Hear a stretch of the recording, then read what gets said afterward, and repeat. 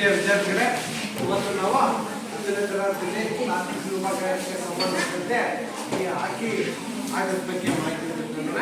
ಅದಕ್ಕೂ ಮುಂಚೆ ನಿಮಗೆ 8-9 ತರಗತಿಯಲ್ಲಿ ಈ ಆಟದ ಇತಿಹಾಸ, ಆಟದ ಅಂಕಣದ ಒಂದು ಪರಿಚಯ, ಇದ್ರ ಬಗ್ಗೆ ಅಧ್ಯಯನವನ್ನು ಮಾಡಿದ್ವಿ. ನಾವು ಮುಂಚೆ ಕಟ್ಕೊ ಆಲ್ರೆಡಿ 8-9ರಲ್ಲಿ ಈ ಆಟದ ಇತಿಹಾಸವನ್ನ ಮತ್ತೆ ಆಟದ ಲಕ್ಷಣಗಳನ್ನ, ಆಟಗಾರರ ಲಕ್ಷಣವನ್ನ ಹಾಗೂ ಕೌಶಲ್ಯಗಳು ಇವುಗಳ ಬಗ್ಗೆ ಅಧ್ಯಯನ ಮಾಡಿದ್ವಿ. ಈಗ ನಮ್ಮ 10ನೇ ತರಗತಿಯಲ್ಲಿ ತಾಂತ್ರಿಕ ವಿಭಾಗದಲ್ಲಿರುವಂತೆ ಈ ಆಟದಲ್ಲಿ ಆಟಗಾರರ ಪರಿಚಯ, ಇವರ ಒಂದು ಸಾಧನೆ ನಮ್ಮ ದೇಶಕ್ಕಾಗಿರ್ಬೋದು ಮತ್ತು ರಾಷ್ಟ್ರ ಮಟ್ಟದಲ್ಲಿ ಖ್ಯಾತಿ ಗಳಿಸಿರುವಂತಹ ಆಟಗಾರರ ಒಂದು ಪರಿಚಯವನ್ನ ನಾವು ಮಾಡ್ಕೊಳ್ಳೋಣ. ಅದಕ್ಕಿಂತ ಮುಂಚೆ ನಾವು ಹಾಕಿ ಆಟವನ್ನ ನಮ್ಮ ರಾಷ್ಟ್ರೀಯ ಕ್ರೀಡೆಯನ್ನೇ ಬಳಸ್ಕೊಂಡಿದ್ದೀವಿ. ಯಾಕೆ ಅಂತ ನನಗೆ ಗೊತ್ತಾ? ಗೊತ್ತಿದೆಯಾ? ಮತ್ತೆ ರಾಷ್ಟ್ರೀಯ ಕ್ರೀಡಾ ದಿನ ಅಂತೇಳಿ ಯಾವಾಗ ಆಚರಣೆ ಮಾಡ್ತೀವಿ? ಆಗಸ್ಟ್ 29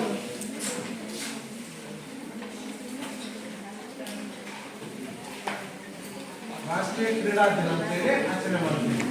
ಯಾರ ಹೆಸರು ಮೇಲೆ ಮಾಡ್ತೀವಿ? ಯಾರು? ಧ್ಯಾನ್ ಚಂದ್ ಅಲ್ವಾ? ಈ ಧ್ಯಾನ್ ಚಂದ್ ಇದೆಯಲ್ಲ, ಇವ ನಮ್ಮ ಭಾರತ ದೇಶದ ಅತ್ಯುನ್ನತ ಆಟಗಾರ, ಅತ್ಯುತ್ತ ಉತ್ತಮ ಆಟಗಾರ, ಪ್ರಸಿದ್ಧ ಆಟಗಾರ. 1926ರಿಂದ 1958ರವರೆಗೆ ನಡೆದಂತ 3 ಒಲಿಂಪಿಕ್ಗಳು, ಆ 3 ಒಲಿಂಪಿಕ್ ಅಲ್ಲಿ ಅತಿ ಹೆಚ್ಚು ಗೋಲನ್ನ ಗಳಿಸಿದಂತಹ ಮತ್ತು ಸತತವಾಗಿ 3 ಬಂಗಾರದ ಪದಕವನ್ನು ಗೆದ್ದಂತಹ ಭಾರತ ತಂಡದ ಅತ್ಯಂತ ಉನ್ನತ ಮಟ್ಟದ ಪ್ರಸಿದ್ಧ ಗೋಲ್ ಆಟಗಾರ. 1926ರಿಂದ 1958ರವರೆಗೆ 3 ಒಲಿಂಪಿಕ್ ನಡೆದಿದೆ. ಆ 3 ಒಲಿಂಪಿಕ್ ಅಲ್ಲಿ ಸತತವಾಗಿ 3 ಬಾರಿ ಚಿನ್ನದ ಪದಕ, ಸ್ವರ್ಣ ಪದಕವನ್ನು ಗೆದ್ದಂತಹ ತಂಡ. ಆ ತಂಡದಲ್ಲಿ ಪ್ರಸಿದ್ಧ ಆಟಗಾರನಾಗಿ ಹೆಚ್ಚು ಗೋಲನ್ನ ಗಳಿಸಿದಂತಹ ಆಟಗಾರ ಯಾರು? ಧ್ಯಾನ್ ಚಂದ್. ಇವರ ಈ ಸಾಧನೆಯನ್ನ ಅರಿತು ನಾವು ಈ ಕ್ರೀಡಾ ದಿನಾಚರಣೆಯನ್ನ ಆಗಸ್ಟ್ 29 ಇವರ ಹೆಸರನ್ನ ಹುಟ್ಟಿದ ಸಾಧನೆ ಹುಟ್ಟಿದ ದಿನಾಂಕಕ್ಕೆ ನಾವು ರಾಷ್ಟ್ರೀಯ ಕ್ರೀಡಾ ದಿನವಾಗಿ ಆಚರಣೆ ಮಾಡ್ತೀವಿ. ಹಾಗಾದ್ರೆ ರಾಷ್ಟ್ರೀಯ ಕ್ರೀಡೆ ಅಂತ ಯಾಕೆ ಬಳಸ್ಕೊಂಡಿವಿ? ನಾವು 8ನೇ ತರಗತಿಯಲ್ಲಿ ಅಭ್ಯಾಸ ಮಾಡ್ತಾ ಹೋದ್ರೆ, ಇದ್ರ ಇತಿಹಾಸ ಮಾಡ್ತಾ ಹೋದ್ರೆ, ಈಜಿಪ್ಟ್ನ ಮೇಲ್ಕಣಿವೆಯಲ್ಲಿ ಒಂದು ಕೆತ್ತನೆ ಇದೆ. ಆ ಕೆತ್ತನೆಯಲ್ಲಿ ಕೆಲವು ಆಟಗಾರರು ಈ ಸ್ಟಿಕ್ ಅನ್ನು ಹಿಡಿದು ಆಡಿರುವಂತ ಚಿತ್ರಣ ಇರ್ಬೋದು. ಆಮೇಲೆ ಇಂಗ್ಲೆಂಡ್ ನಲ್ಲಿ ಒಂದು ಹಳ್ಳಿಯಲ್ಲಿ ಸುಮಾರು 60ರಿಂದ 100 ಯುವಕರು ಒಂದು ಹಳ್ಳಿಯಿಂದ ಇನ್ನೊಂದು ಹಳ್ಳಿಗೆ ಬಾಲನ್ನು ಪಾಸ್ ಮಾಡ್ಕೊಂಡು ತಗೊಂಡು ಹೋಗ್ತಿರುವಂತಹ ಆಟದ ಒಂದು ಚಿತ್ರಣ ಇರಬಹುದು. ಜೊತೆಗೆ ಇಂಗ್ಲೆಂಡ್ ನಲ್ಲಿ ಒಂದು 200 ಮೀಟರ್ ಟ್ರ್ಯಾಕ್ ಅಲ್ಲಿ 200 ಮೀಟರ್ ಅಂಕಣವನ್ನು ಹಚ್ಚಿಬಿಟ್ಟು ಅಲ್ಲಿ ಆಡ್ತಾ ಇರುವಂತಹ ಚಿತ್ರಗಳು ನಮಗೆ ಕಾಣಿಸ್ತದೆ. ಕ್ರಿಸ್ತಪೂರ್ವ 438ರಲ್ಲಿ ಒಂದು ವಸ್ತು ಸಂಗ್ರಹಾಲಯದಲ್ಲೂ ಸಹ ಇದರ ಒಂದು ಚಿತ್ರವನ್ನ ಕಾಣಬಹುದು. ಈ ಆಟವನ್ನ ಕೆರಿಟಿಜನ್ ಅಂತೇಳಿ ಕರಿತಿರುವಂತೆ ಅಂದಿನ ಕಾಲದಲ್ಲಿ. ಕೆರಿಟಿಜನ್ ಅಂತ ಅಲ್ಲಿ ಒಂದು ಸ್ಟಿಕ್ ಯೂಸ್ ಮಾಡ್ತೀವಲ್ವಾ, ಹಾಕಿ ಸ್ಟಿಕ್. ಇದು ನಿಮಗೆ ಸಡನ್ ನೋಡಿದ್ರೆ ಏನೇನು ಬರುತ್ತೆ?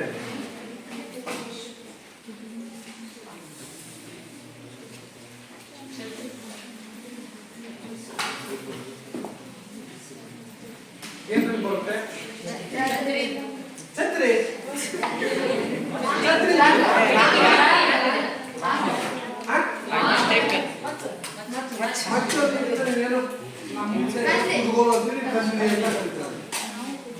ಅದಕ್ಕಿಂತ ಮುಖ್ಯವಾಗಿ ಕುರಿ ಕಾಯಕಂತ ಒಂದು ದಳ ಬಳಸ್ತಾರಲ್ವಾ, ದೋಟಿ. ಕುರಿ ಕಾಯುವನ ದೋಟಿ ಇರುತ್ತೋ ಅದೇ ರೀತಿಯಾಗಿ ನಮ್ಮ ಹಾಕಿ ಸ್ಟಿಕ್ ಇರುತ್ತೆ, ಅಂದ್ರೆ ಆ ಕೊಕ್ಕೆ ಆಕಾರದಲ್ಲಿ ಇರುತ್ತೆ. ಇದಕ್ಕೆ ಕುರಿಕಾಯಿನ ದೊಡ್ಡ ಅಂತ ಕರೀತಾರೆ ಹಾಕಿ ಸ್ಟಿಕ್ ಅನ್ನು. ಆದ್ರೆ ಅದು ದುಂಡಾಗಿರುತ್ತೆ, ನಿಮ್ಮ ದೋಟಿ ಚೂಪಾಗಿರುತ್ತೆ. ಇದು ಸಹ ಬ್ಲೇಡ್ ಸಿಸ್ಟಮ್ ಇದೇ ತರ ಅಗ್ಗವಾಗಿರುತ್ತೆ. ಸ್ಕೂಪ್ ಅಂತ ಒಂದು ಸ್ಕಿಲ್ ಬರುತ್ತೆ, ಅದನ್ನ ಯೂಸ್ ಮಾಡುವಾಗ ಅಥವಾ ತಳ್ಳುವಾಗ ಒಡೆಯುವಾಗ ಈ ಭಾಗವನ್ನು ಯೂಸ್ ಮಾಡ್ತಾರೆ. ಈ ಭಾಗದಿಂದಲೇ ನಾವು ಹೊಡೆಯೋದು ಅಥವಾ ಸ್ಕೂಪ್ ಅಂತ ಕರೀತಾರೆ, ಎತ್ತುವಂತ ಕೌಶಲ್ಯ. ಆ ಕೌಶಲ್ಯವನ್ನ ಬ್ಲೇಡ್ ಸಹಾಯದಲ್ಲೇ ಮಾಡೋದು. ಇದು ಕುರಿ ಕಾಯುವ ದೋಟಿ ಅಂತ ಕರೀತಾರೆ. ಅಂದ್ರೆ ಇತಿಹಾಸ ನೋಡ್ತಾ ಹೋದ್ರೆ ಇಷ್ಟೆಲ್ಲ ಇತಿಹಾಸ ನೋಡಿದ್ರೆ ಇದು ನಮ್ಮ ಭಾರತದಲ್ಲಿ ಇಲ್ಲ. ಹಾಗಾಗಿ ನಾವು ಭಾರತದಲ್ಲಿ ಈ ಆಟವನ್ನ ರಾಷ್ಟ್ರೀಯ ಕ್ರೀಡೆ ಅಂದಾಗೆ ಯಾಕೆ ಬಳಸ್ಕೊಂಡಿದ್ದೀವಿ? ನಮ್ಮ ಭಾರತದಲ್ಲಿ ಯಾಕೆ ಹೆಚ್ಚು ಮಾನ್ಯತೆ ಪಡೀತೀವಿ? ಯಾಕೆಂತಂದ್ರೆ ಈ ಆಟವನ್ನ ನಾನು ಹೇಳಿದ ಇತಿಹಾಸ ನೋಡಿದಾಗ ಇಂಗ್ಲೆಂಡ್ನ ಸೈನಿಕರು ಆಡ್ತಾ ಇದ್ದಾರೆ. ಇಂಗ್ಲೆಂಡ್ ನಲ್ಲಿ ಆಟ ನಡೆಯಿತು, ಅದನ್ನ ಇಂಗ್ಲೆಂಡಿನ ಸೈನಿಕರು ಆಡ್ತಾ ಇದ್ರು.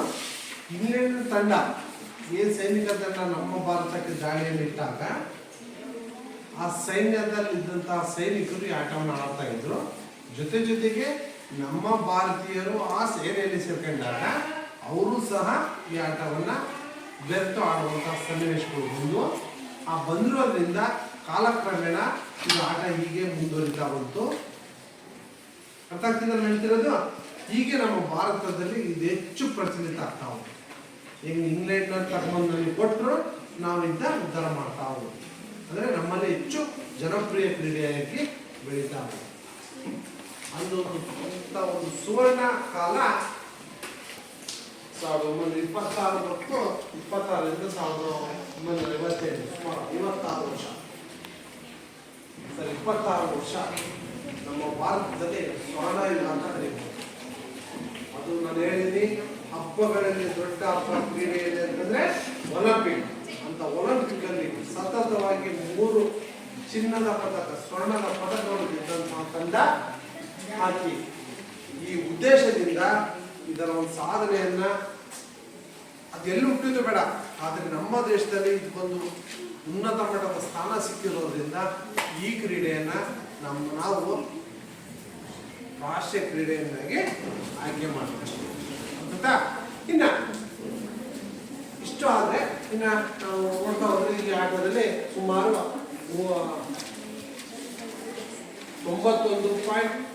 91.04 ಮೀಟರ್ ಉದ್ದ ಅಂಕಣ ಇರಬೇಕು, 55 ಮೀಟರ್ ಅಗಲ ಇರುವಂತ ಅಂಕಣದ ಇರುತ್ತೆ.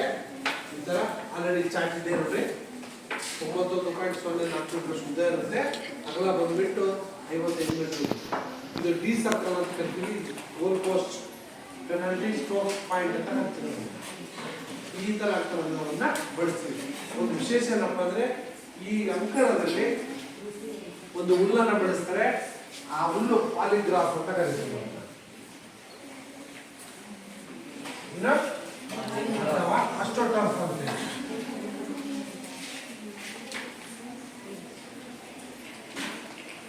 ಅಸ್ಟ್ರೋಟರ್ಫ್ ಅಂತ ಅಥವಾ ಪಾಲಿಗ್ರಾಸ್ ಅನ್ನೋ ಹುಲ್ಲನ್ನ ಬೆಳೀತಾರೆ. ಇದರ ಹುಲ್ಲಿನ ವಿಶೇಷ ಏನಪ್ಪ ಅಂದ್ರೆ ಸಾಧಾರಣ ನಮ್ಮ ಅಂಕಣದಲ್ಲ ನೋಡ್ತಾ ಇದ್ರೆ ಆ ಹುಲ್ಲಿನ ಮೇಲೆ ಬಾಲ್ ಹೋದ್ರೆ ಬಾಲ್ ಅಲ್ಲೇ ನಿಲ್ಲುತ್ತಿಲ್ಲ, ಮುಂದಕ್ಕೆ ಹೋಗಲ್ಲ. ಆದ್ರೆ ಈ ಹುಲ್ಲು ಹಾಗಲ್ಲ, ಇಷ್ಟೇ ಇರುತ್ತೆ. ಒಂದು ವೇಳೆ ಆ ಬಾಲ್ ಏನಾದ್ರೂ ಪಾಸ್ ಆಗ್ತಾ ಹೋದ್ರೆ ಆ ಹುಲ್ಲು ಆಟೋಮೆಟಿಕ್ ಆಗಿ ಬೆಂಡ್ ಆಗುತ್ತೆ, ಮತ್ತೆ ಬಾಲ್ ಪಾಸ್ ಆಗ್ತಿದ್ದಂಗೆ ತುಂಬಾ ಸೂಕ್ಷ್ಮವಾಗಿರುತ್ತೆ ಹುಲ್ಲು, ಮೆದುವಾಗಿ ತೆಳುವಾಗಿ. ಅಡಚಣೆಯನ್ನ ಮಾಡದಂತೆ ಈ ಬಲ್ ಇರುತ್ತೆ ಅಂತ ಹುಲ್ಲನ್ನ ಈ ಅಂಕಣದಲ್ಲಿ ಬೆಳೆಸ್ತಾರೆ. ಪಾಲಿಗ್ರಾಸ್ ಅಥವಾ ಅಸ್ಟ್ರೋಟರ್ಫ್ ಅಂತೇಳಿ ಕರೀತಾರೆ. ಅದಂತ ಇಷ್ಟು ಈ ಇತಿಹಾಸ, ಮತ್ತೆ ಯಾಕೆ ನಮ್ಮ ದೇಶಕ್ಕೆ ರಾಷ್ಟ್ರೀಯ ಕ್ರೀಡೆಯಾಗಿ ಬಂತು, ಮತ್ತೆ ಧ್ಯಾನ್ ಚಂದ್ರವನ್ನ ನಾವು ಯಾಕೆ ರಾಷ್ಟ್ರೀಯ ಕ್ರೀಡಾ ದಿನಾಚರಣೆ ಉತ್ಸವವನ್ನು ನಾವು ಆಯ್ಕೆ ಮಾಡ್ಕೊಂಡ ಉದ್ದೇಶ ಇಷ್ಟು ಅಂತ. ಹಾಗಾದ್ರೆ ಈ ಹಾಕಿ ಆಟದಲ್ಲಿ ಸಾಧನೆಯನ್ನ ಮಾಡಿದಂತಹ ಸುಮಾರು ಆಟಗಾರರು ನಮ್ಮ ಭಾರತದಲ್ಲಿ ಸಿಗ್ತಾರೆ. ಭಾರತ ತಂಡವನ್ನು ಆಯ್ಕೆ ಮಾಡಿ ತಂಡದಲ್ಲಿ ಆಯ್ಕೆಯಾಗಿ ತನ್ನದೇ ಆದಂತಹ ಕೌಶಲ್ಯಗಳಲ್ಲಿ ಪ್ರಸಿದ್ಧಿಯನ್ನು ಪಡೆದಂತಹ ಸುಮಾರು ಆಟಗಾರರು ಬರ್ತಾರೆ. ಅದರಲ್ಲಿ ಮೊಟ್ಟ ಮೊದಲನೇ ಕಂಡು ಬರುವಂತಹ ವ್ಯಕ್ತಿ ಧ್ಯಾನ್ ಚಂದ್. ಸೌಂಡ್ ಬರ್ತಾ ಇದೆ. ಧ್ಯಾನ್ ಚಂದ್ ಪ್ರಥಮ ಶ್ರೇಣಿಯಲ್ಲಿ ಪ್ರಥಮರಾಗಿ ನಮ್ಮ ಭಾರತದಲ್ಲಿ ಪ್ರಸಿದ್ಧ ಆಟಗಾರರಾಗಿ ಕಂಡು ಬರ್ತಾರೆ. ಇವರು ಪರಿಚಯವನ್ನು ಮಾಡ್ತಾ ನೋಡ್ತಾರೆ. ಇವರು ಮೂಲತಃ ಮಹಾನ್ ಹಾಕಿ ಪಟುವಾಗಿ ನಮ್ಮ ಭಾರತ ತಂಡದಲ್ಲಿ ಕಂಡುಬಂತಹ ವ್ಯಕ್ತಿ. ಇವರು ವಿಶ್ವದ ಅತ್ಯುನ್ನತ ಹಾಕಿ ಪಟು ಅಂತಲೇ ಕರೀತಾರೆ. ಇವರು 3 ಬಾರಿ ಒಲಿಂಪಿಕ್ನಲ್ಲಿ ಭಾರತವನ್ನು ಪ್ರತಿನಿಧಿಸಿದಂತಹ ಆಟಗಾರ ಮತ್ತು 3 ಬಾರಿ ಚಿನ್ನದ ಪದಕವನ್ನು ಗೆದ್ದಂತಹ ಆಟಗಾರರ ತಂಡದಲ್ಲಿ ಇವರು ಪ್ರಮುಖನಾಗಿ ಕಂಡು ಬರ್ತಾರೆ. ಇವರಿಗೆ ಇವರ ಸಾಧನೆಯನ್ನು ಕಂಡಂತಹ ನಮ್ಮ ಭಾರತ ಸರ್ಕಾರ ಪದ್ಮಭೂಷಣವನ್ನ ಪ್ರಶಸ್ತಿಯನ್ನು ಕೊಟ್ಟಿರುವಂಥದ್ದು. ಜೊತೆಗೆ ಇವರಿಗೆ ಒಬ್ಬ ತರಬೇತುದಾರ ಇರ್ತಾರೆ. ಅವರ ಹೆಸರು ಪಂಕಜ್ ಗುಪ್ತಾ ಅಂತೇಳಿ. ಇವರನ್ನ ಈ ಡ್ಯಾನ್ಸ್ ಅನ್ನು ಚಂದ್ರ ಅಂತ ಕರಿತಿದ್ರು.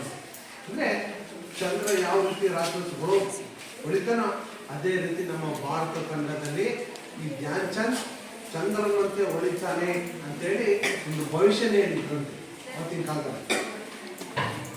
ಅಷ್ಟು ಫೇಮಸ್ ಆಗ್ತಾರೆ ಅನ್ನುವಂಥ ಒಂದು ಭವಿಷ್ಯ ಅವತ್ತಿನ ಇವರ ಕೋಚ್ ಏನಿದಾರಲ್ಲ ಚಂದ್ರಗುಪ್ತ ಅಂತೇಳಿ ಪಂಕಜ್ ಗುಪ್ತನನ್ನು ಅವರು ಭವಿಷ್ಯನೇ ಹೇಳಿದ್ರಂತೆ ಇವರ ಬಗ್ಗೆ. ಹಾಗಾಗಿ ಇವರು ನಮ್ಮ ಭಾರತ ದೇಶದಲ್ಲಿ ಸರ್ವಶ್ರೇಷ್ಠ ವಿಶ್ವದಲ್ಲೇ ಸರ್ವಶ್ರೇಷ್ಠ ಆಟಗಾರರಾಗಿ ಕಂಡು ಬರುವಂಥದ್ದು. ಮತ್ತೆ ಇದಲ್ಲದೆ ಇವರು ಸುಮಾರು ವರ್ಷಗಳ ಕಾಲ ನಮ್ಮ ಭಾರತ ದೇಶದ ಹಾಕಿ ಕೋಚ್ ಆಗಿ ಕಂಡು ಬರ್ತಾರೆ. ಅದಾದ್ಮೇಲೆ ಅಂತ ಒಂದು ಸಂದರ್ಭದಲ್ಲಿ ಇವರಿಗೆ ಯಾರು ಹಿಟ್ಲರ್ ಯಾವ ದೇಶದಲ್ಲೂ ಜರ್ಮನಿ ಅಲ್ವಾ? ಹಾಗಾಗಿ ಹಿಟ್ಲರ್ ಇವ್ರಿಗೆ ಒಂದು ಆಫರ್ ಕೊಡ್ತಾರೆ. ನೀನು ನಮ್ಮ ಸೇನೆಯಲ್ಲಿ ಇವರು ಸಾಧನೆಯನ್ನು ಕಂಡಂತ ಹಿಟ್ಲರ್ ಒಂದು ವೆಲ್ಕಮ್ ಕರೀತಾನೆ. ಅಂದರೆ ಅವನಿಗೆ ಕಲಿಸ್ಬಿಟ್ಟಿರ್ತಾರೆ, ನೀನು ನಮ್ಮ ದೇಶದ ಪರವಾಡು ನಿನಗೆ ಉನ್ನತವಾದ ಹುದ್ದೆಯನ್ನು ನಾನು ಕೊಡ್ತೀನಿ ಅಂತ ಕರ್ಸ್ತಾ ಇರ್ತಾನೆ. ಅದನ್ನ ಆದರೆ ಈ ನಮ್ಮ ಧ್ಯಾನ್ ಚಂದ್ ಅವರು ಅದನ್ನು ನಿರಾಕರಿಸ್ತಾರೆ. ನಮ್ಮ ಭಾರತ ದೇಶದಲ್ಲಿ ಪ್ರಧಾನ ನಾನು ಭಾರತ ದೇಶ ಬಿಟ್ಟು ನಾನು ಎಲ್ಲಿಗೂ ಬರೋಲ್ಲ ಅಂಥೇಳಿ ಅವ್ರು ಕರೆದಂತಹ ಒಂದು ಇದಕ್ಕೆ ತಿರಸ್ಕರಿಸ್ತಾರೆ. ಬೈ ಚಾನ್ಸ್ ಅವರೇನಾದ್ರು ಹೋಗಿದ್ದರೆ ಅವರಿಗೆ ಜರ್ಮನಿಯಲ್ಲಿ ಒಂದು ಉತ್ತಮವಾದ ಸ್ಥಾನವನ್ನು ಕೊಡ್ತೀನಿ ಅಂತೇಳಿ ಅದರಲ್ಲಿ ಹಿಟ್ಲರ್ ಅಲ್ಲಿನ ಸರ್ವಾಧಿಕಾರಿ ಕರೆ ಕೊಡ್ತಾರೆ. ಅದು ಹೋಗಲ್ಲ. ನಾವು ನಿಮಗಿದ್ರೆ ಏನು ಮಾಡ್ತಾ ಇದ್ವಿ? ಒಳ್ಳೆ ಅಧಿಕಾರ, ಒಳ್ಳೆ ದುಡ್ಡು, ಒಳ್ಳೆ ಸ್ಥಾನಮಾನ ಸಿಗ್ತಾ ಇದೆ ಅಂತಿದ್ರೆ ಬಿಟ್ಟು ನಡ್ರೆ ಸ್ವಾಮಿ ಹೋಗೋಣ ಅಂತೇಳಿ ಕರ್ಕೊಂಡು ಅವ್ರಿಗಿಂತ ಮುಂಚೆ ಅವರೇ ಮೇಲೆ ಕೈ ಹಾಕೊಂಡು ಹೋಗ್ಬಿಡ್ತೀವಿ. ಅವ್ರು ಹಾಕೋದು ಬೇಡ, ನಾವೇ ಹಾಕೊಂಡು ಹೋಗ್ಬಿಡ್ತೀವಿ. ಬಾ ನನ್ನ ಪರವಾಗಿ ಹಾಕ್ತೀನಿ, ನನ್ನ ದೇಶದ ಪರವಾಗಿ ನಾನು ಒಂದು ಒಳ್ಳೆ ಸೀಟ್ ಕೊಟ್ಬಿಡು, ಒಂದು ಬಂಗ್ಲೇನೋ 4-5 ಕಾರು ಕೊಟ್ಕೊಂಡು ಅಲ್ಲೇ ನಾನು ಸೆಟ್ಲ್ ಆಗ್ಬಿಡ್ತೀನಿ ಅಂತ. ಆದರೆ ಧ್ಯಾನ್ ಚಂದ್ ಮಾಡಲಿಲ್ಲ. ಅವರು ಒಂದು ದೇಶಕ್ಕೋಸ್ಕರನೇ ಆಡಿದ್ರು, ನಮ್ಮ ದೇಶದಲ್ಲಿಗೆ ಇದ್ರು. ಅಂತಹ ಮಹಾನ್ ಆಟಗಾರ ಪದ್ಮಭೂಷಣ ಸರ್ವಶ್ರೇಷ್ಠ ಆಟಗಾರರುವಂತಹ ಪ್ರಶಸ್ತಿ, ಅಂತಹ ಸರ್ವಶ್ರೇಷ್ಠ ಪ್ರಶಸ್ತಿ ಇವರಿಗೆ ಲಭಿಸ್ತೀವಿ. ಇನ್ನು ಇವರ ಜನ್ಮದಿನವನ್ನು ನಾವು ಆಗಸ್ಟ್ 29 ಅದರ ನೆನಪಿಗೋಸ್ಕರ ನಮ್ಮ ದೇಶದಲ್ಲಿ ಹಿರಿಯರಾಗಿ ಆಚರಣೆಯನ್ನ ಮಾಡ್ತೀವಿ. ಹೇಳಿದ್ದೆ ತಾನೇ ನಮಗೆ ಆಗಸ್ಟ್ ಅಲ್ವಾ? ಆಗಸ್ಟ್ 29ಗೆ ಆಚರಣೆ ಮಾಡುವಂಥ ಆ ಫೋಟೋ ಇಟ್ಟು ಅವ್ರ ಬಗ್ಗೆ ನೀವೇ ವಿಶೇಷವಾಗಿ ಏನಾದ್ರು ವಿಷಯ ತಿಳ್ಕೊಂಡಿರ್ತಾರೋ ಅವ್ರ ಬಗ್ಗೆ ನೀವೇ ಖುದ್ದಾಗಿ ಒಂದು ಚರ್ಚೆ ಚಿಕ್ಕದೊಂದು ಪ್ರೋಗ್ರಾಮ್ ಗೊತ್ತಾ. ಇನ್ನು ಸುಮಾರು ಜನ ಆಟಗಾರಿದ್ದಾರೆ. ಆ ಆಟಗಾರರ ಬಗ್ಗೆ ನಮ್ಮ ವಿದ್ಯಾರ್ಥಿಗಳೇ ಅದ್ರ ಬಗ್ಗೆ ಅವರು ಪರಿಚಯವನ್ನು ಮಾಡ್ತಾರೆ. ಭಾರತದಲ್ಲಿ ಕಂಡುಬರುವಂಥ 2ನೇ ಪ್ರಸಿದ್ಧ ಆಟಗಾರರಾಗಿ ಅಜಿತ್ ಪಾಲ್ ಸಿಂಗ್ ಇವರ ಬಗ್ಗೆ ನಮ್ಮ 10ನೇ ವಿದ್ಯಾರ್ಥಿ ಅವರು ಪರಿಚಯ ಮಾಡ್ತಾರೆ. ನಾವು ಮೊದಲೇದಾಗಿ ನೋಡಿದ್ವಿ ಭಾರತದ ಹಾಕಿಯ ಪ್ರಸಿದ್ಧ ಆಟಗಾರರಲ್ಲಿ ಒಬ್ಬರಾದ ಧ್ಯಾನ್ ಚಂದ್ ಅವ್ರ ಬಗ್ಗೆ. ಈಗ 2ನೇ ಆಟಗಾರರ ಬಗ್ಗೆ ನೋಡೋಣ. ಅಜಿತ್ ಪಾಲ್ ಸಿಂಗ್ ಇವರು ದೇಶದ ಹಾಕಿ ತಂಡದ ಉತ್ತಮ ಮಧ್ಯ ರಕ್ಷಕರಲ್ಲಿ ಒಬ್ಬರಾಗಿದ್ದರು. ಅಂದ್ರೆ ಈಗ ಹಾಕಿ ಆಟದೊಳಗ ಮಧ್ಯ ರಕ್ಷಕರು ಅಂತ ಇರ್ತಾರಲ್ಲ ಅದ್ರ ಆ ಟೀಮ್ನಾಗ ಮಧ್ಯ ರಕ್ಷಕರೊಳಗ ಒಬ್ಬರಾಗಿದ್ರು. ಮೆಕ್ಸಿಕೋ ಒಲಿಂಪಿಕ್ಸ್ ನಲ್ಲಿ ಭಾರತವನ್ನು ಪ್ರತಿನಿಧಿಸಿದ ಇವರು ಮಾಂಟ್ರಿಯಲ್ ಒಲಿಂಪಿಕ್ಸ್ ನಲ್ಲಿ ತಂಡದ ನಾಯಕರಾಗಿದ್ದರು. ಮೆಕ್ಸಿಕೋ ಒಲಿಂಪಿಕ್ಸ್ ಒಳಗ ಭಾರತವನ್ನ ಪ್ರತಿನಿಧಿಸಿರ್ತಾರ. ಆಮೇಲೆ ಮಾಂಟ್ರಿಯಲ್ ಒಳಗೆ ನಡೆದಂತ ಒಲಿಂಪಿಕ್ಸ್ ತಂಡದ ನಾಯಕರಾಗಿರ್ತಾರ. ಅವರು ಬ್ಯಾಂಕಾಕ್ ಮತ್ತು ತೆಹರಾನ್ ಏಷ್ಯನ್ ಕ್ರೀಡೆಯಲ್ಲಿ ತಂಡದ ನಾಯಕರಾಗಿ ಬೆಳ್ಳಿಯ ಪದಕವನ್ನು ಗೆದ್ದರು. ಬ್ಯಾಂಕಾಕ್ ಮತ್ತು ತೆಹರಾನ್ ಒಳಗ ನಡೆದಂತ ಏಷ್ಯನ್ ಕ್ರೀಡೆಯಲ್ಲಿ ತಂಡದ ನಾಯಕರಾಗಿ ಬೆಳ್ಳಿಯ ಪದಕವನ್ನು ಗೆದ್ದುಕೊಡ್ತಾರ. ಇವರ ಅತ್ಯುತ್ತಮ ಆಟದಿಂದಾಗಿಯೇ ಏಷ್ಯನ್ ತಂಡಕ್ಕೆ ಆಯ್ಕೆಯಾಗಿದ್ದರು. ಇವರ ಅತ್ಯುತ್ತಮವಾದಂತಹ ಆಟದಿಂದನ ಏಷ್ಯನ್ ಕ್ರೀಡೆಗೆ ಆಯ್ಕೆಯಾಗಿದ್ದರು. ಧನ್ಯವಾದಗಳು. ಭಾರತವನ್ನ ಪ್ರತಿನಿಧಿಸಿರುವಂತಹ ಒಬ್ಬ ಆಟಗಾರ. ಇವರು ಬೆಳ್ಳಿಯ ಪದಕವನ್ನು ಗೆದ್ದಿರುವಂಥದ್ದು ಮತ್ತು ಏಷ್ಯನ್ ತಂಡಕ್ಕೆ ನಮ್ಮ ಏನು ತಂಡ ಏಷ್ಯನ್ ತಂಡ ಇದೆಯಲ್ಲ ಆ ಏಷ್ಯನ್ ತಂಡದ ಆಟಗಾರರಿಗೆ ಕಂಡು ಬರ್ತಾರೆ. ಇನ್ನೊಬ್ಬ ವಿದ್ಯಾರ್ಥಿನಿ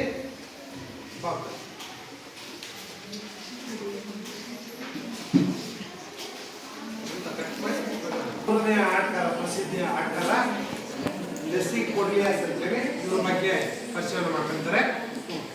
ಲೆಸ್ಲಿ ಕೊಡ್ಲಿಯಸ್ ತಮ್ಮ ಕ್ರೀಡಾ ಬದುಕನ್ನು ಹಾಕಿ ಕ್ರೀಡೆಯಿಂದ ಪ್ರಾರಂಭಿಸಿದ ಇವರು ಭಾರತದ ಶ್ರೇಷ್ಠ ಮಧ್ಯ ರಕ್ಷಕರಲ್ಲಿ ಒಬ್ಬರೆನಿಸಿದ್ದಾರೆ. ಅಂದ್ರ ತಮ್ಮ ಬದುಕನ್ನ ಹಾಕಿ ಕ್ರೀಡೆಯಿಂದ ಪ್ರಾರಂಭಿಸಿದ್ರು ಇವರು. ಯಾರು? ಲೆಸ್ಲಿ ಕ್ಲೋಡಿಯಸ್. ಇವರು ಸತತ 3 ಬಾರಿ ಭಾರತವನ್ನು ಒಲಿಂಪಿಕ್ಸ್ ನಲ್ಲಿ ಪ್ರತಿನಿಧಿಸಿ ಚಿನ್ನದ ಪದಕ ಗೆದ್ದಿದ್ದಾರೆ. ಸತತವಾಗಿ 3 ಬಾರಿ ಒಲಿಂಪಿಕ್ಸ್ ಒಳಗ ಪಾರ್ಟಿಸಿಪೇಟ್ ಮಾಡಿ 3 ಚಿನ್ನದ ಪದಕಗಳನ್ನ ಗೆದ್ದಾರ.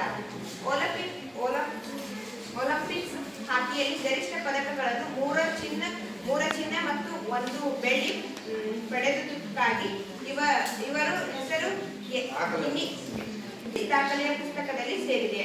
ಇವರು 3 ಚಿನ್ನ ಪದಕಗಳು ಮತ್ತು 1 ಬೆಳ್ಳಿ ಪದಕ ಗೆದ್ದಿದ್ರಿಂದ ಗಿನ್ನಿಸ್ ರೆಕಾರ್ಡ್ ಒಳಗ ಇವರ ಹೆಸರನ್ನ ದಾಖಲಿಸಿದ್ದಾರೆ. ಕ್ಲೋಡಿಯಸ್ ಅವರಿಗೆ ಪದ್ಮಶ್ರೀ ಪ್ರಶಸ್ತಿ ದೊರಕಿದೆ. ಇವರಿಗೆ ಪದ್ಮಶ್ರೀ ಪ್ರಶಸ್ತಿ ದೊರಕಿದೆ.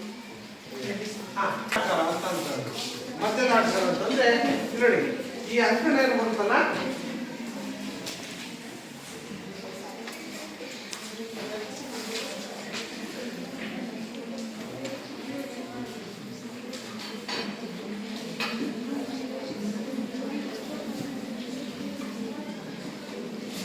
ನೋಡಿ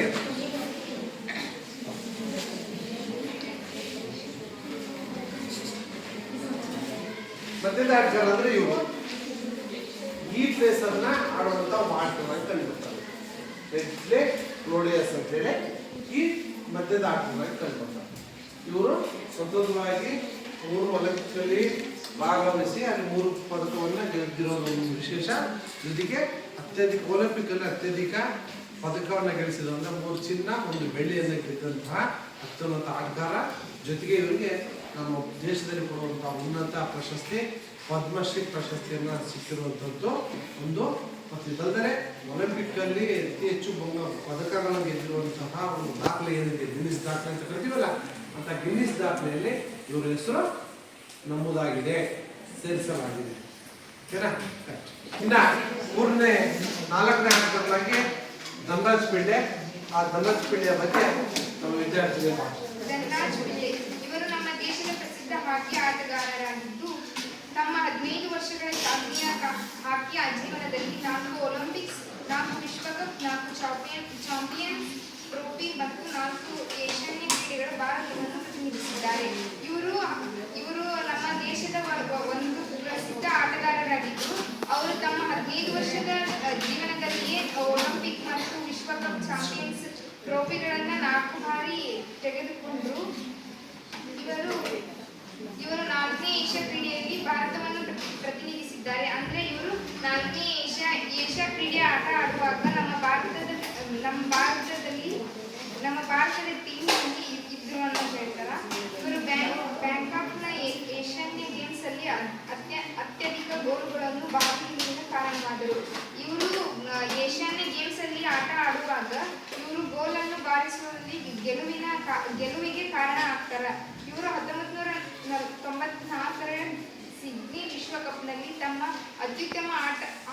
ಆಟಗಾರರಾಗಿ ವಿಶ್ವ ತಂಡಕ್ಕೆ ಆಯ್ಕೆಯಾದರು. ಏಕೈಕ ಭಾರತೀಯರು. ಇವರು 1994ರಲ್ಲಿ ಸಿಡ್ನಿ ವಿಶ್ವಕಪ್ ಅನ್ನುವ ಅತ್ಯುತ್ತಮ ಆಟದಿಂದ ವಿಶ್ವ ತಂಡಕ್ಕೆ ನಮ್ಮ ಭಾರತದಿಂದ ಏಕೈಕ ಭಾರತೀಯರಾಗಿ ಆಯ್ಕೆ ಮಾಡಿದರು. ಇವು ಎಂತ ಆಟಗಾರ ಅಂತ ಹೇಳಿ, ಇವರು ನಮ್ಮ ಭಾರತದಲ್ಲಿ ಇತ್ತೀಚಿನ ದಿನಗಳಲ್ಲಿ ಸುಮಾರು 15 ವರ್ಷ ಆಗಿರ್ಬೋದು, ಇವರು ಅತ್ಯುತ್ತಮ ಆಟಗಾರ. ಇವರು ತಮ್ಮ ಒಂಥರ ಸ್ವರ್ಣ ಯುಗ ಅಂತ ಕರೀಬಹುದು. ಇವರು 4 ವಿಶ್ವಕಪ್, 4 ಚಾಂಪಿಯನ್ಸ್ ಟ್ರೋಫಿ ಮತ್ತು 4 ಏಷ್ಯನ್ ಗೇಮ್ ಆಡಿದಂತಹ ಆಟಗಾರನ ಕಂಡು ಬರ್ತಾರೆ. ಇವರು ಅದಲ್ಲದೆ ಏಷ್ಯನ್ ಗೇಮ್ಸ್ ಅತ್ಯಧಿಕ ಗೋಲ್ಗಳನ್ನು ಬಾರಿಸಿದ ಕಾರಣದಿಂದಾಗಿ ಇವ್ರನ್ನ 1994ರಲ್ಲಿ ಸಿಡ್ನಿ ವಿಶ್ವಕಪ್ನಲ್ಲಿ ತಮ್ಮ ಅತ್ಯುತ್ತಮ ಆಟಗಾರರು ಅಂತೇಳಿ ವಿಶ್ವ ತಂಡಕ್ಕೆ ಆಯ್ಕೆಯನ್ನು ಮಾಡುವಂಥದ್ದು ಇವರ ಮಹನೀಯ ಮಹತ್ವವಾದ ಸಾಧನೆ. ಯಾಕಂದರೆ 4 ವಿಶ್ವಕಪ್ಪು, ಒಲಿಂಪಿಕ್ಕು ಮತ್ತು ಚಾಂಪಿಯನ್ಸ್ ಟ್ರೋಫಿ 4 ಬಾರಿ 4 ಸಲ ಆಡಿದ್ದಾರೆ. ಈ ಅತ್ಯುನ್ನತ ಸಾಧನೆಗೋಸ್ಕರ ವಿಶ್ವ ತಂಡಕ್ಕೆ ಆಯ್ಕೆಯಾಗಿರುವಂಥದ್ದು. ಅದಲ್ಲದೆ ಇವರಿಗೆ ಇವರ ಒಂದು ಪ್ರತಿಭೆಯನ್ನು ಗುರುತಿಸಿದಂತಹ ನಮ್ಮ ಸರ್ಕಾರ ರಾಜೀವ್ ಗಾಂಧಿ ಖೇಲ್ ರತ್ನ ಪ್ರಶಸ್ತಿ ಮತ್ತು ಪದ್ಮಶ್ರೀ ಪ್ರಶಸ್ತಿಯನ್ನು ಕೊಟ್ಟು ಇವರಿಗೆ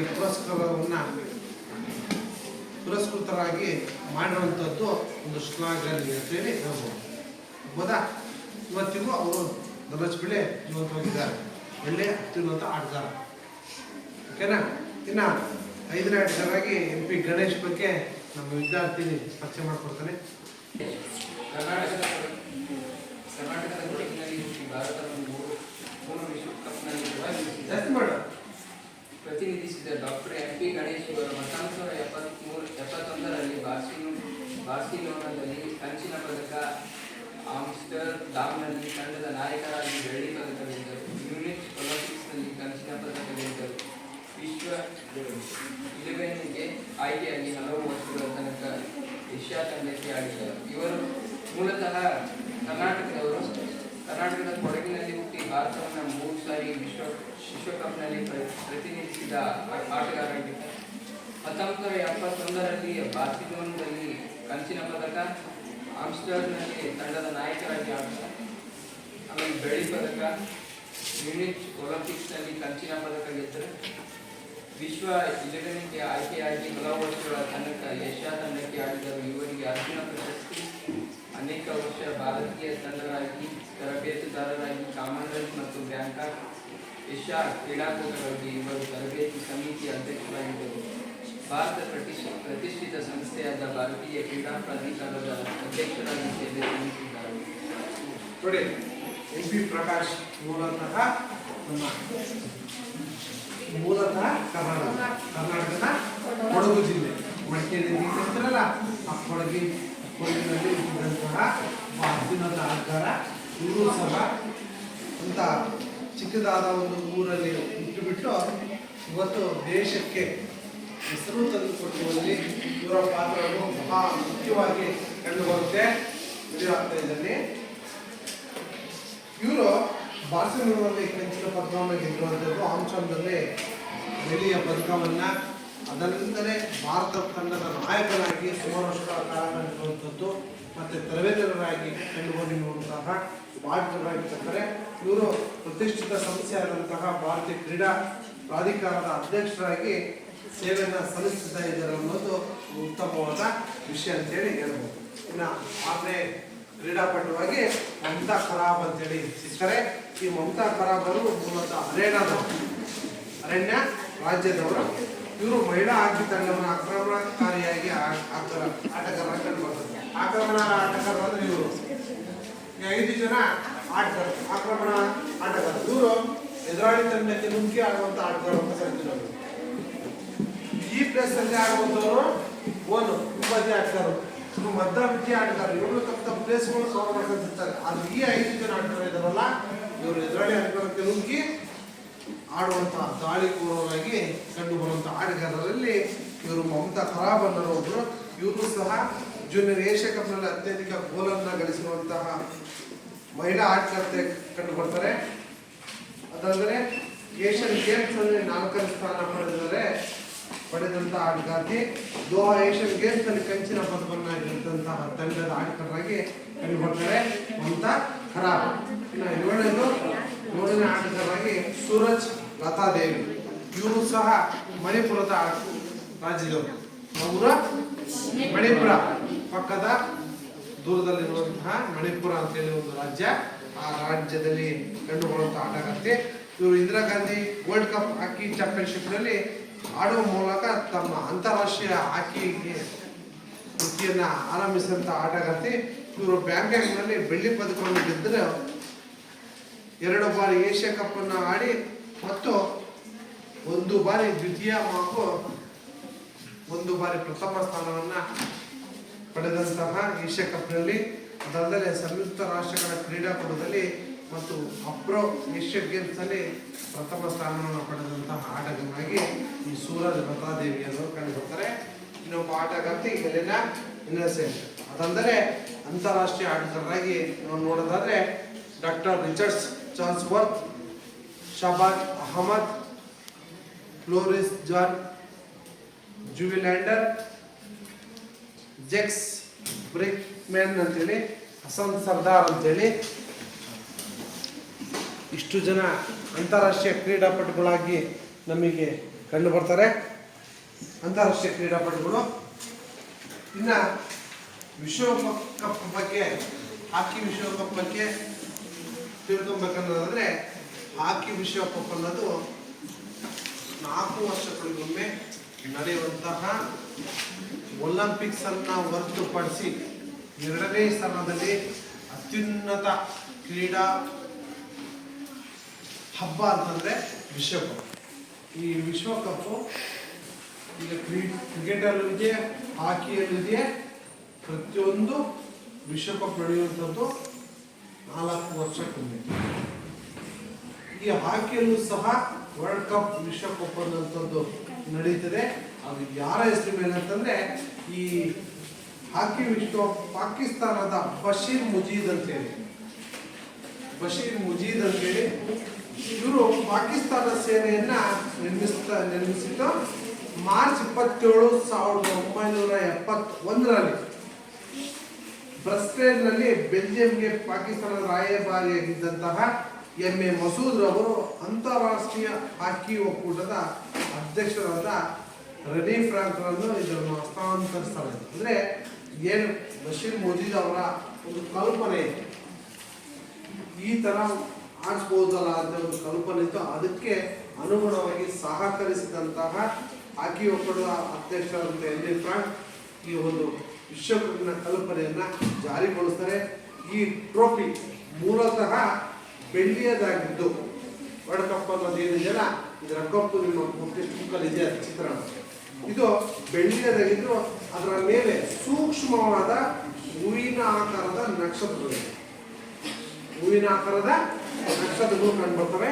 ಇದರ ಮೇಲೆ ಬೆಳ್ಳಿ ಮತ್ತು ಚಿನ್ನದಿಂದ ತಯಾರಿಸಿದಂತಹ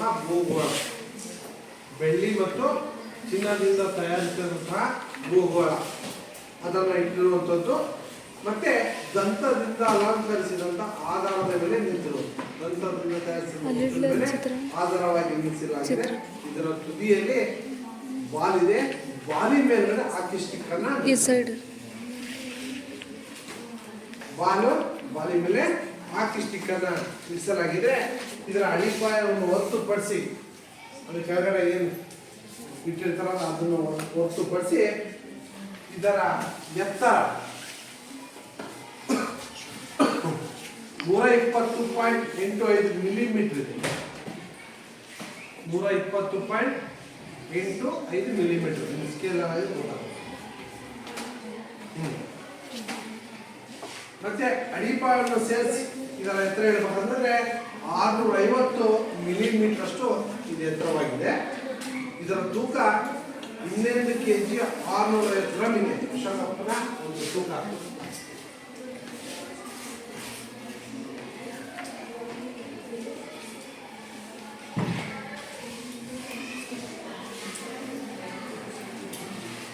ವಿಶ್ವಕಪ್ನ ಒಂದು ಏನು ಕಪ್ ಕೊಡ್ತಾರ ಗೆದ್ದಂತ ತಂಡಕ್ಕೆ ಕೊಡ್ತಾರಲ್ಲ, ಅದು 12 kg 650 ಗ್ರಾಮ್ ಇರುತ್ತೆ.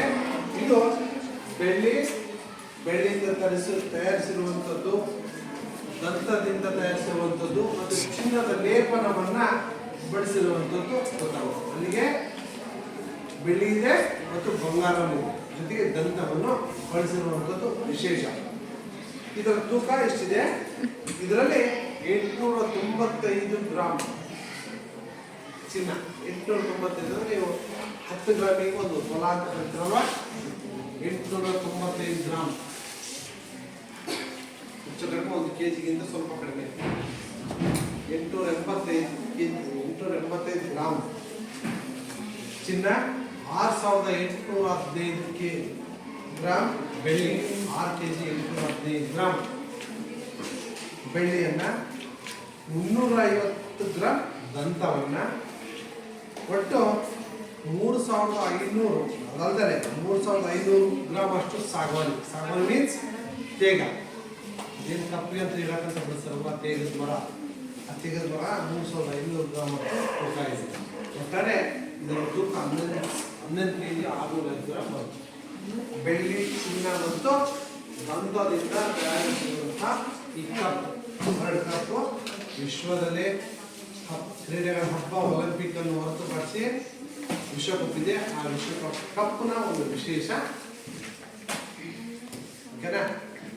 ಇಷ್ಟು ನಮ್ಮ ಹಾಕಿ ಆಟದಲ್ಲಿರುವಂತಹ ಆಟಗಾರರ ಇತಿಹಾಸ, ಆಟಗಾರ ಅಂಕಣದ ಒಂದು ಪರಿಚಯ.